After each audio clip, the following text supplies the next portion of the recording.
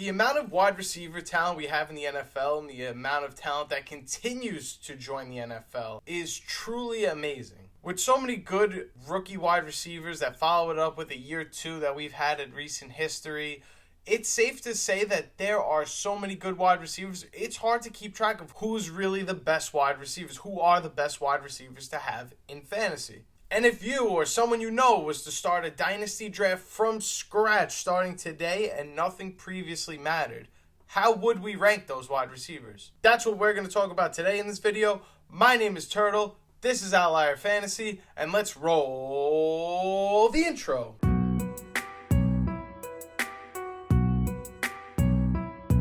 So here we are back over on Tier Maker. I will put the link to this Tier Maker in the description to play along at home. Now, let's get into the first tier, the S tier.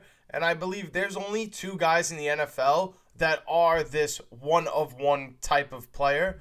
And that's going to be Justin Jefferson, obviously, and Jamar Chase.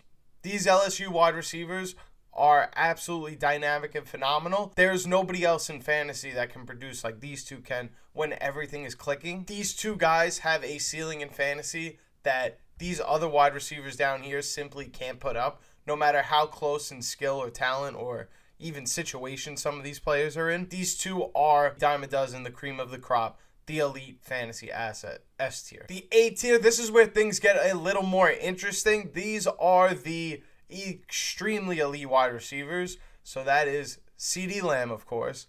That is following that up with Puka Nacua. In this tier, we also have Malik Neighbors, Brian Thomas Jr., Amon-Ra St. Brown, and last but not least, Nico Collins.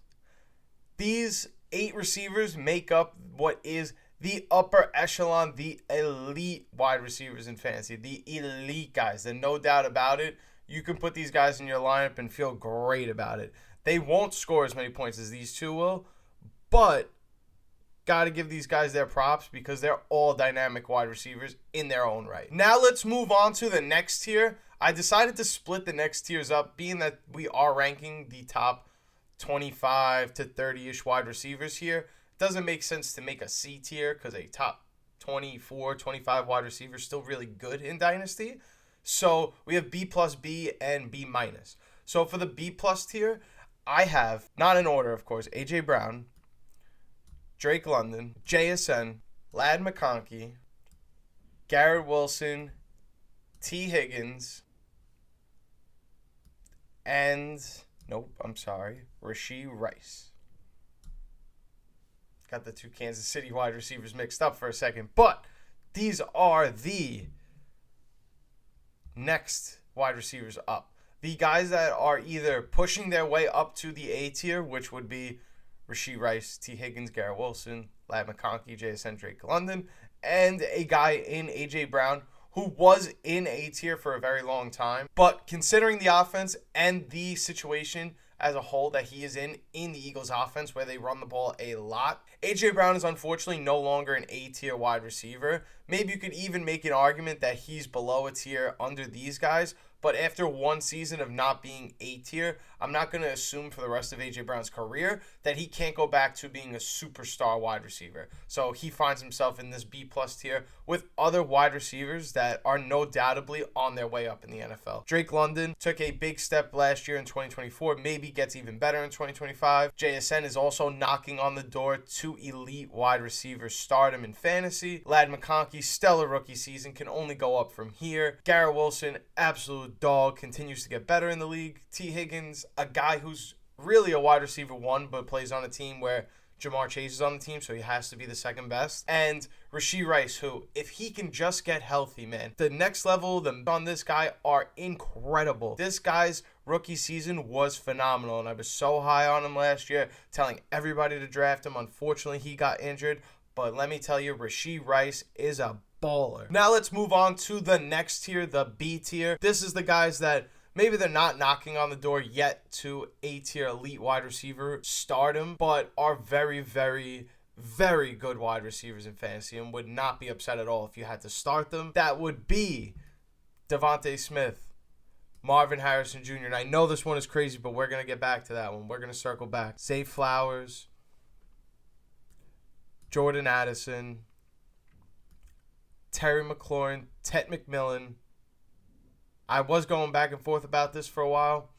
I am going to put Rome Odunze in this B tier, so I'm going to have to do a lot of explaining for these two guys at least, because it seems like guys like Devontae Smith, Zay Flowers, Jordan Addison, Terry McLaurin, they're all already critically acclaimed in their own right, and these other guys on this list, and you know what, for better yet, let's take Ted McMillan and put him in B- because I want to put Rome Odunze up here. Devontae Smith is obviously a stud wide receiver in his own right.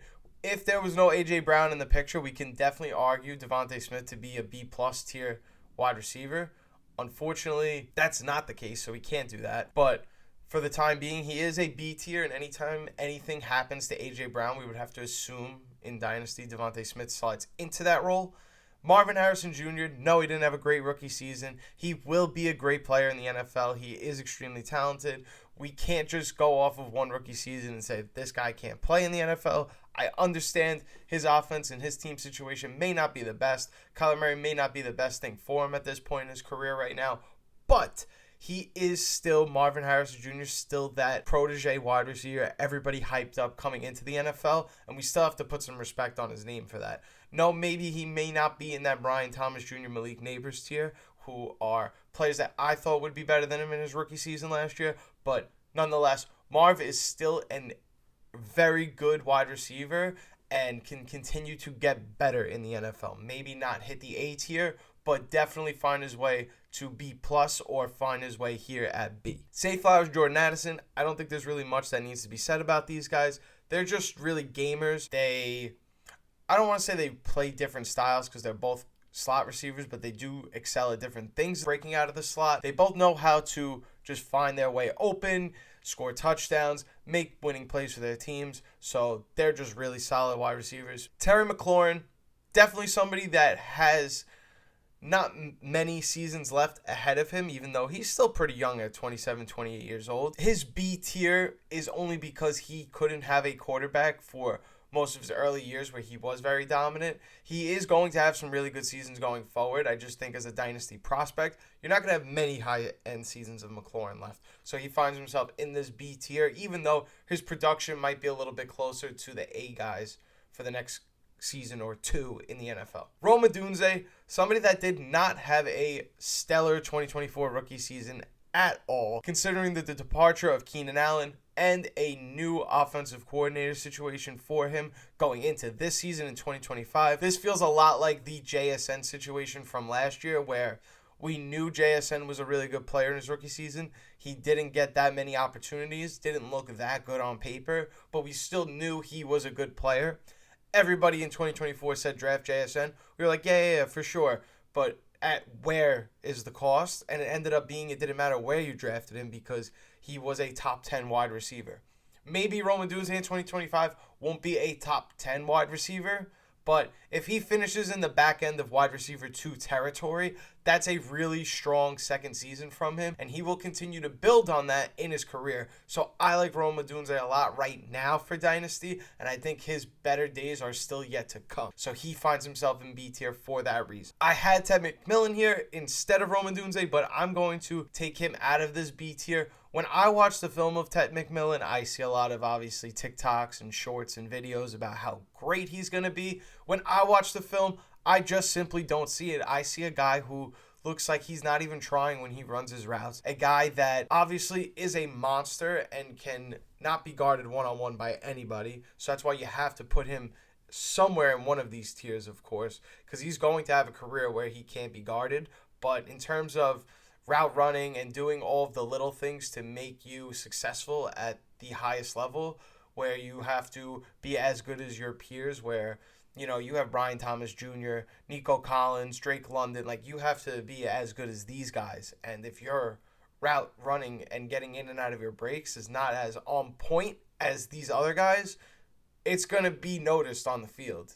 It feels like, to me, he may have that comp of like DK Metcalf, where obviously this guy's a beast. Nobody can stop him when he gets the ball, but can we get you the ball? Can we rely on you to put up these elite numbers like a Malik Neighbors, Puka Nacua, Brian Thomas Jr., etc. Are you as good as those guys?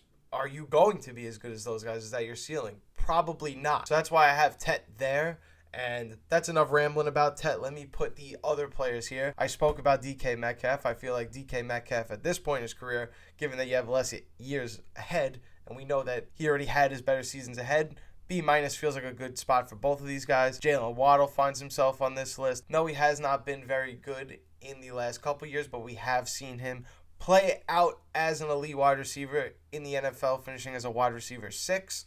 I believe that was 2021 or 2022. So Jalen Waddle, phenomenal player. That high-end wide receiver talent is still there. So he's got to find himself somewhere in one of these tiers. Next up, have Xavier Worthy. And I'm going to put you all on game and explain who Matthew Golden is after we talk about Xavier Worthy for a little bit. Now, I wasn't that high on Xavier Worthy, even though he's on the best team in football. I know the Eagles won the Super Bowl, but still one of the best teams in football, the Kansas City Chiefs. Andy Reid, one of the best play callers in the NFL, offensive genius. They made it work last year, and he looked excellent from the beginning of the season to later on in the season. I know there was like a dead spot in the middle of the year where it wasn't that great, but then in the playoffs, we saw him get usage again.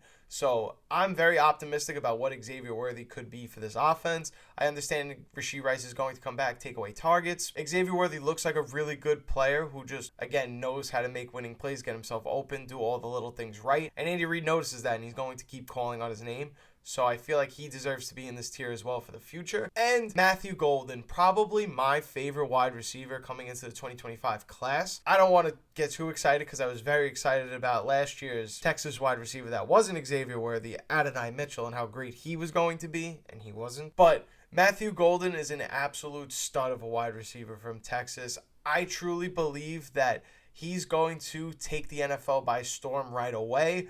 Maybe not as good as Brian Thomas was or as dominant as Brian Thomas did in this league because, you know, he's from LSU. Those guys are built different. Matthew Golden has a chance to be very, very good at the next level in the NFL. I'm truly bought in on him. I believe that it might be too early today in April to believe that he's one of the best 25 or so wide receivers in Dynasty. I truly believe by the time October, November comes around, everyone's going to be on board with the idea that Matthew Golden is a great wide receiver in the NFL and will be for the future. I just can't wait to see where he ends up being drafted because obviously that's a big deal. I'm even hearing things that he could be possibly paired up with Ceedee Lamb. That could be a very interesting duo. I feel like that would put him, you know, as the similar comp to A.J. Brown and Devontae Smith, where you have an absolute stud on one side, Ceedee Lamb and A.J. Brown, and then you have these other guys who are very talented, can find their way open in any kind of route. They can play in and out of the slot, inside out, it doesn't matter. They know how to get open. Phenomenal talents, both of them. So I think Matthew Golden is going to flourish at the next level, and that's why he finds himself over guys like Chris Olave, Chris Godwin, Brandon Ayuk, and even the aura sensation George Pickens. And that's going to wrap it up for the Dynasty rankings. Again, if you were to start a Dynasty League in 2025 going forward, that's how the wide receivers should be ranked. Just like the running back video, the last video we made, which did phenomenal, by the way. Thank you guys so much if you watched that video. Thank you if you liked. If you're new here, you like fantasy football content, make sure you subscribe down below. We're not going to stop making content here anytime soon, so you might as well just sit back, relax, and get notified when there's a new video. Thank you guys so much for watching. My name is Turtle, and I will see you in the next video.